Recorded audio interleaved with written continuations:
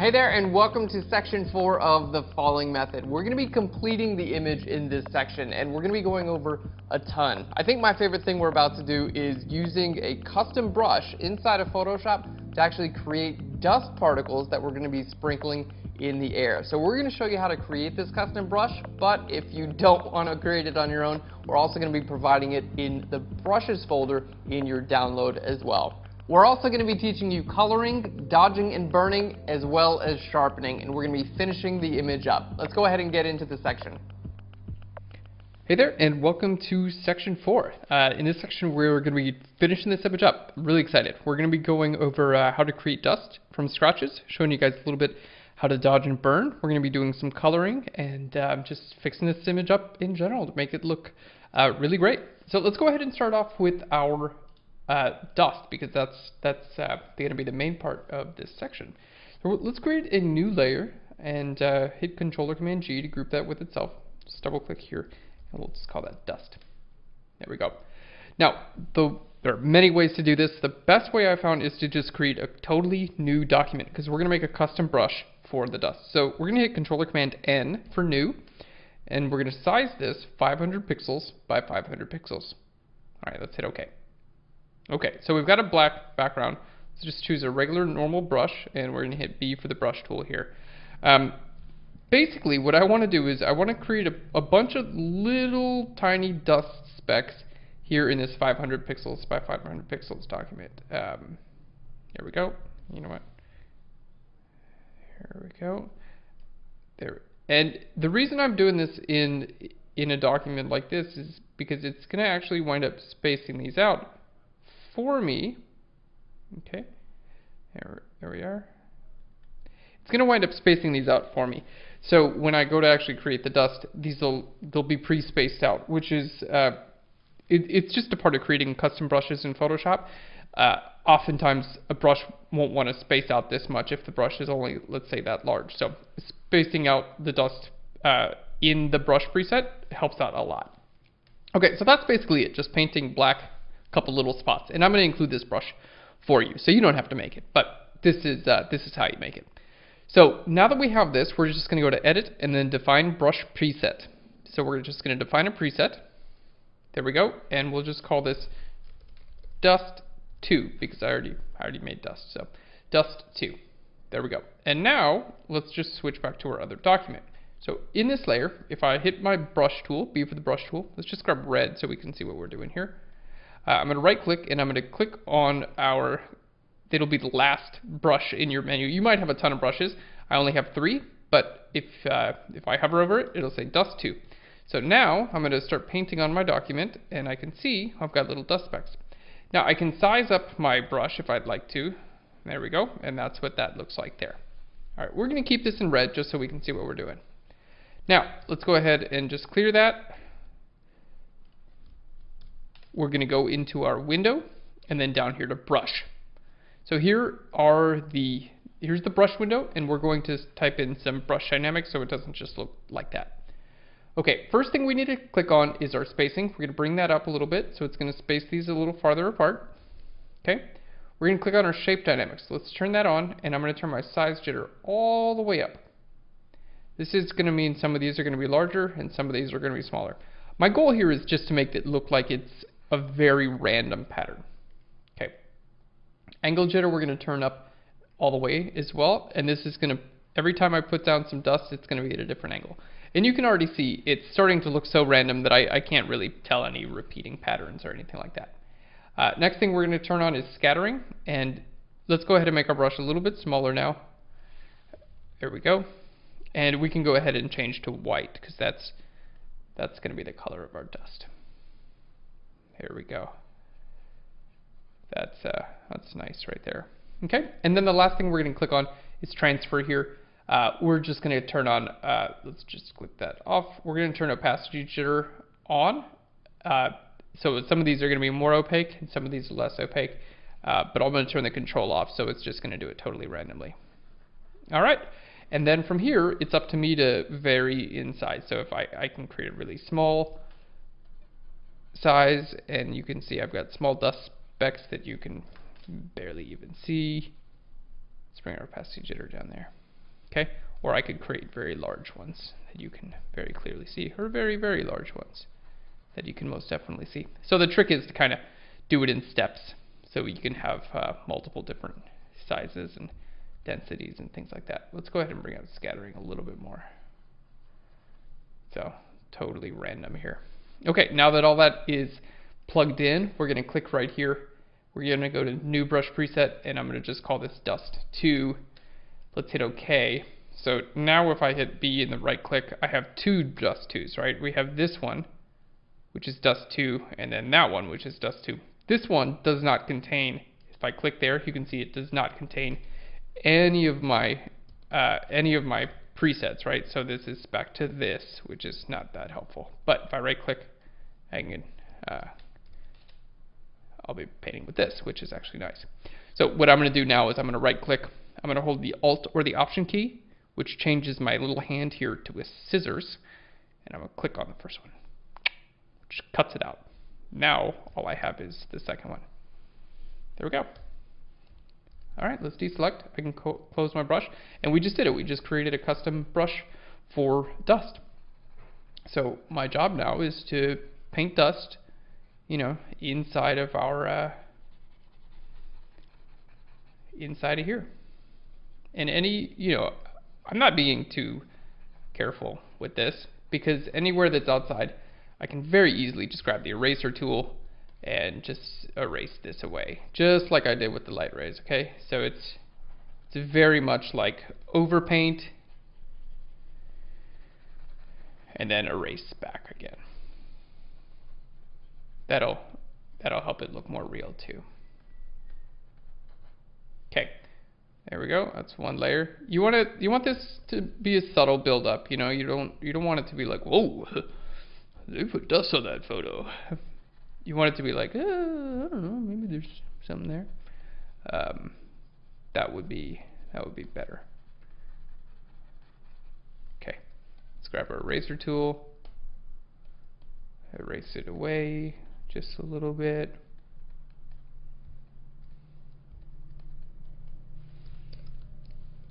All right, and now do some little small dust above our subject. Anything that's like too visible, just click on that layer and hit the eraser tool and erase it away.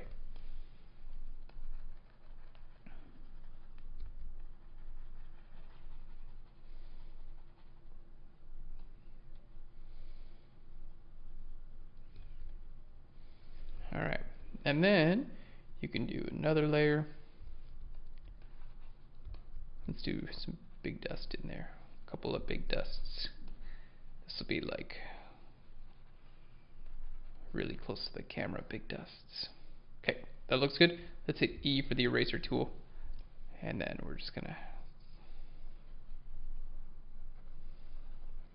kind of random that up a little bit.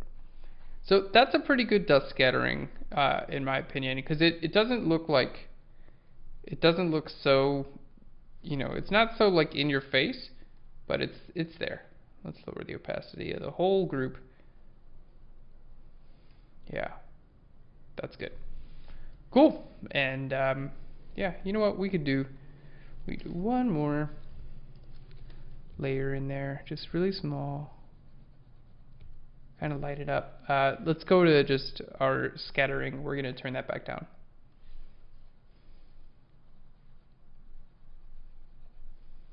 To just like make a ton of little specks here, like in the light, you know.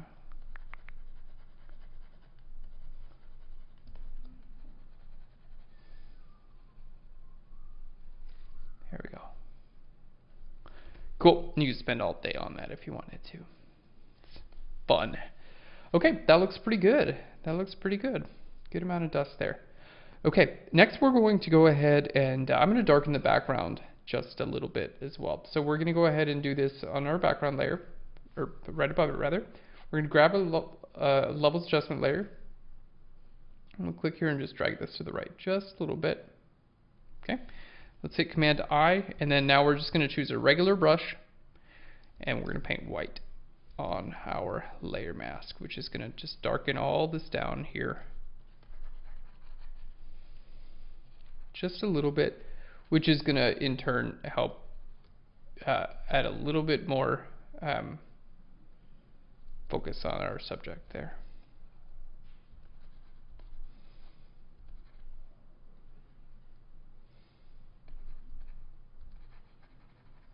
All right, there we go.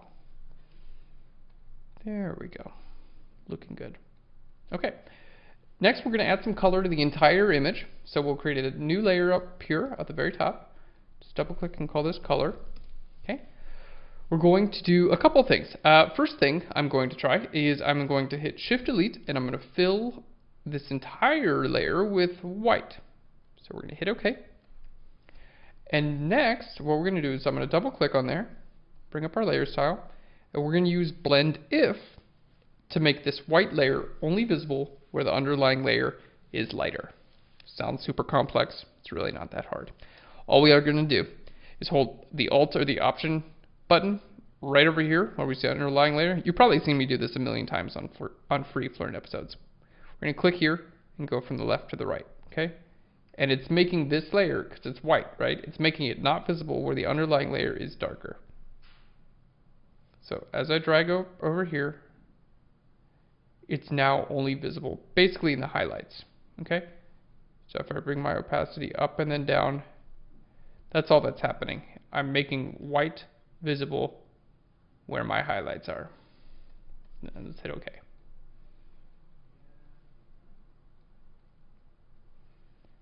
Easy. Let's put a layer mask on that, a black layer mask, and then I'm going to paint white on my layer mask over top of her shirt and her dress. And this is just going to help those highlights stand out just a little bit more. Here we go.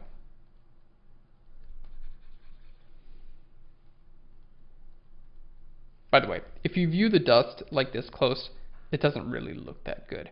So if you plan on printing this large, I would definitely recommend blurring the dust. However, if you view the dust from this size, it looks great.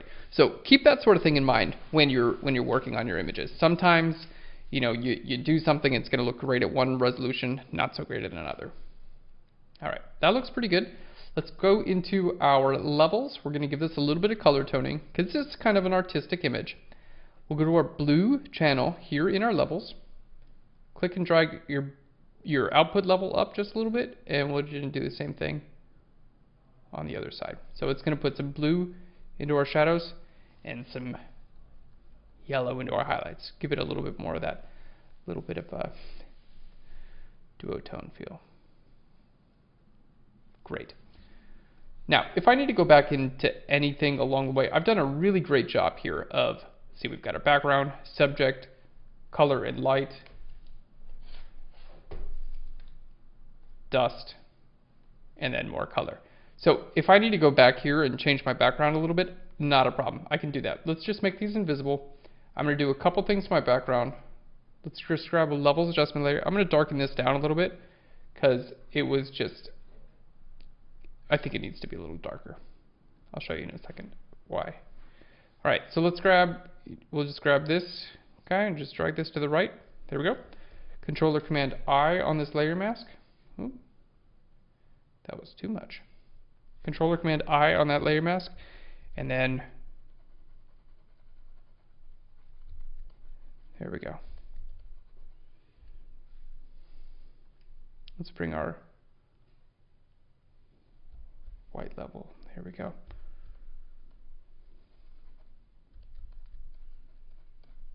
Kind of, excuse me, clicked on the wrong thing.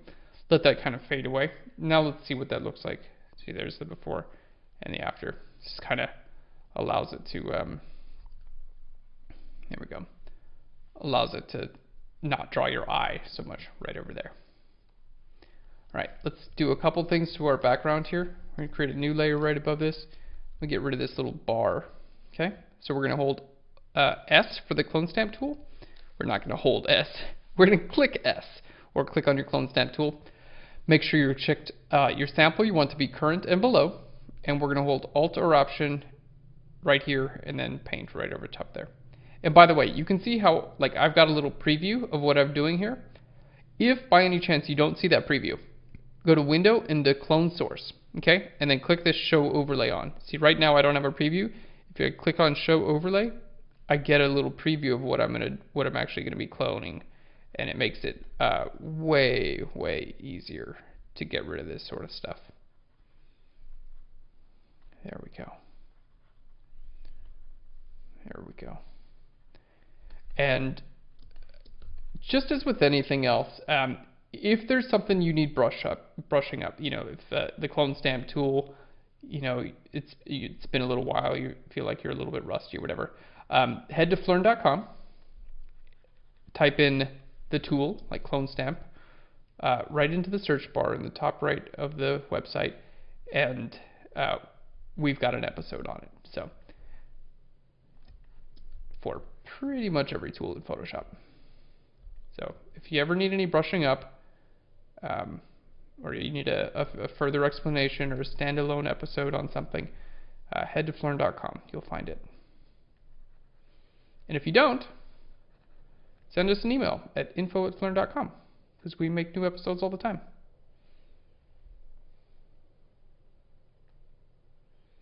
There we are.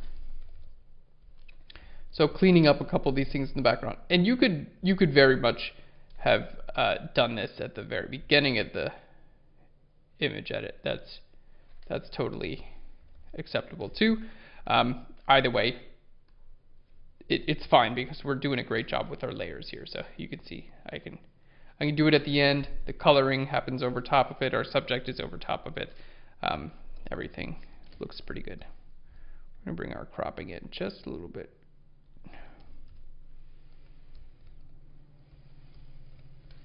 All right, there we go, looking pretty good. Let's just put a little bit more of a layer mask right here on our light rays, just like right there. I thought they were a little too strong there. Okay, and now let's do a little bit of dodge and burn. We'll put that in our color group. Okay, let's make both these layers invisible. Put a layer underneath them. And then this is the way I like to dodge and burn. And keep in mind, there are a lot of ways to dodge and burn. I find the easiest way is just to have a regular layer, change it from a normal blend mode to soft light. Okay, so now it's soft light.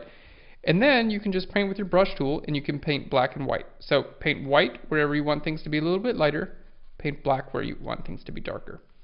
And I recommend taking your flow down to like 10%. To do that, hit Shift 1. And now my job is to go over the areas that are light and paint white on them to make them just a little bit lighter, and then go areas that are dark and then paint black on them to make them a little bit darker. Especially anything that I want to like give a little bit more definition or to stand out a little bit more. So not usually going to do this on the background. This is most of the time, this is like spend the time on your subject.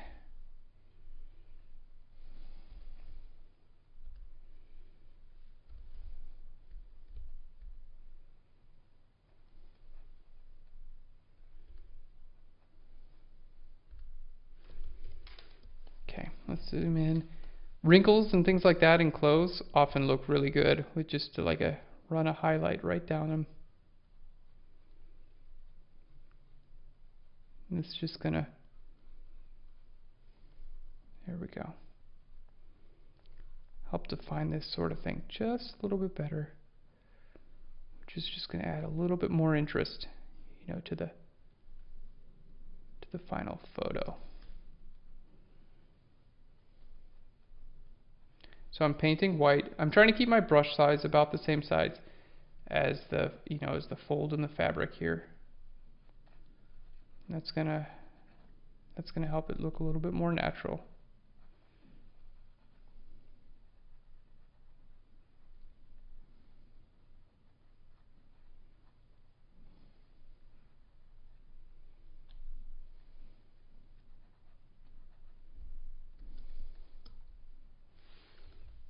Okay, and you can make your brush larger or smaller with the open and close brackets on your keyboard.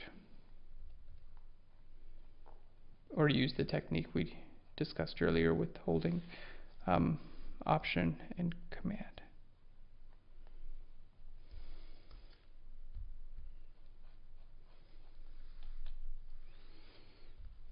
Alright, now we're going to paint black in a couple of these areas.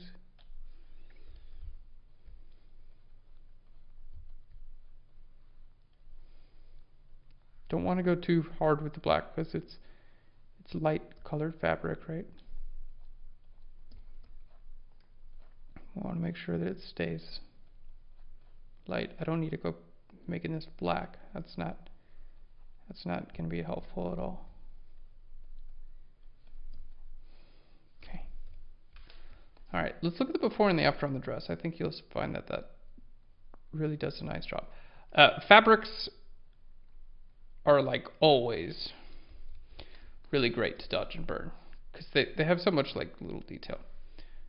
All right, I think that's I painted a little bit too much here. So if you don't like it, or you think that you've gone a little overboard or whatever it is, just hit E for your eraser tool.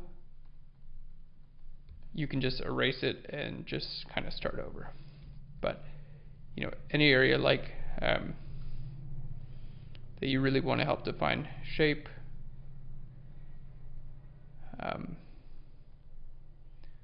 dodging and burning is going to be a really great way to do it.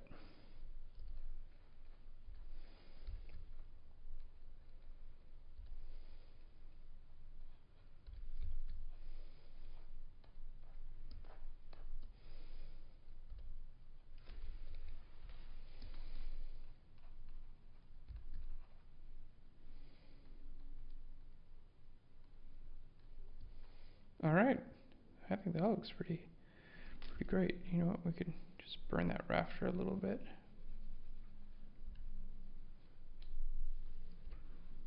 So it just goes off into darkness a little bit more.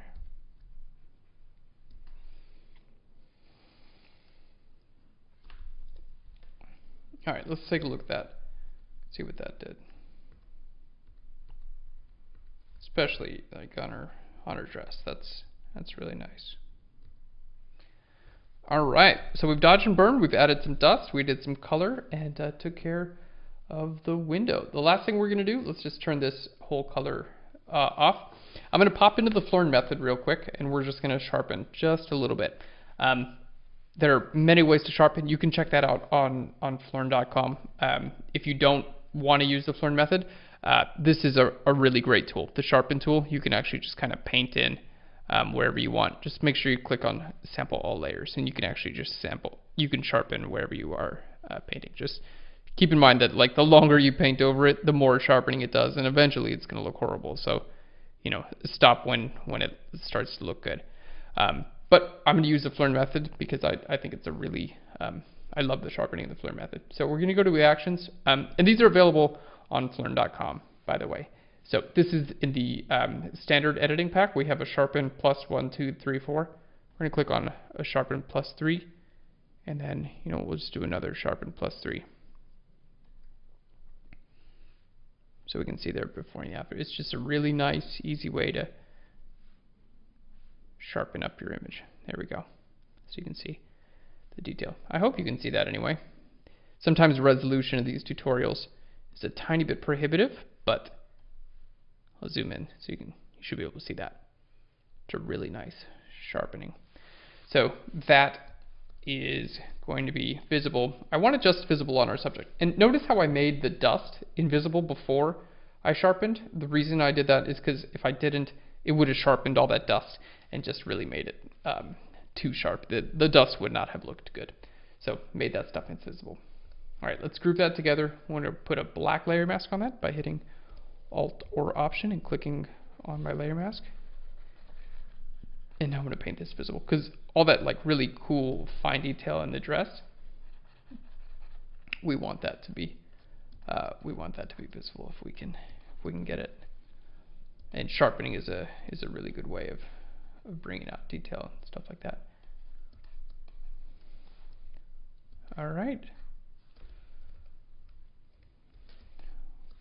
looking good. Let's bring that back on. All right, and you know what, over top of this, by the way, you'll notice if I'm going to be making any changes at this point, I'm going to turn my color layer back off, because if I were to make a new layer above here and I were to start like clone stamping, okay, let's say I like clone stamp from here to here or whatever, and it looked good, but then I made the color layer invisible. Look at this, the clone stamp, it was above the color, right? So like if I decide later I don't want that color on there, I ruined all my clone stamping. I'd have to redo that. So if you do need to do any kind of clone stamping or adjustments to your background or whatever, make the layers above it invisible, because it's just going to mean that, you know, you're actually affecting this layer rather than, like, see, if I move this layer above the color, see how it see how it's the wrong color, right? You can see that that doesn't look good, because it belongs down here. Here we go. See how that blends in much better. So just something to keep in mind. Not a huge point, but if you need to make an adjustment lower, especially with like a clone stamp tool, just make the layers above it invisible. Okay, those are all done. One thing, I'm just going to darken this hand up just a little bit. Okay, so let's make these invisible. Nothing's on that layer. We'll go back to our subject, back to our hand, and then see, we're being really, really nice and organized and doing a great job here.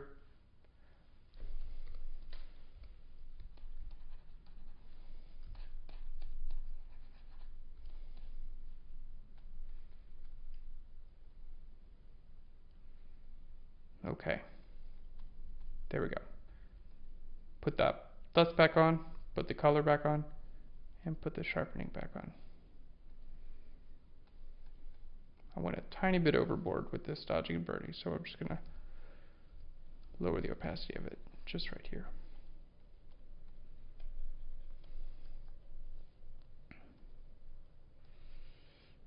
And that's a beautiful image. Let's go ahead and take a look at the final. Awesome job, guys.